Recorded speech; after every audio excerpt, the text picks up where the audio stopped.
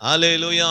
தாழ்மை உள்ளவனுக்கு தான் கர்த்தர் கிருபை அளிப்பார். பெருமை உள்ளவனுக்கு கர்த்தர் எதிர்த்து நிற்பார். மனுஷன் எதிர்த்து நின்னா வாடா பாத்துக்கலான்றலாம். ஆனா சர்வ வல்லமையுள்ள தேவனே, வானத்தையும் பூமியையும் படைச்சவரு நமக்கு விரோதமா எதிர்த்து நின்னா நம்மளால ஒண்ணுமே பண்ண முடியாது. ஆண்டவரோட கூட விளையாடவே கூடாது. தேவனுடைய வசனத்துல, தேவனுடைய வார்த்தையில நம்ம என்ன செய்யக்கூடாது? விளையாடவே கூடாது. வார்த்தை அது ஜீவன் உள்ளதா இருக்கிறது, அது உயிருள்ளதா இருக்கிறது.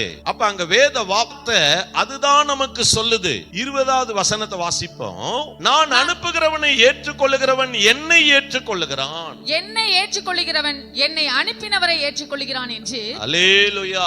அனுப்பப்பட்டவன் அப்படிங்கிறவனுக்கு பைபிள் என்ன மீனிங் அப்படின்னா, அப்போஸ்தலன் அப்படின்னு அர்த்தம். தன்னை உயர்த்தி கொள்ளவே முடியாது. ஒரு மனுஷனை தேவன் தான் உயர்த்தணும். உங்களுடைய வாழ்க்கையில ஒரு மனுஷனா இருக்கிற நீங்க, மனுஷியா இருக்கிற நீங்க, ஆசீர்வாதத்தை நீங்க தேடுனீங்கன்னா வேதனை வரும். ஆனா ஆசீர்வாதத்தை கர்த்தர் உங்களுக்கு கொடுத்தாருன்னா வேதனையே வராது. அல்லேலூயா, ஆமென்.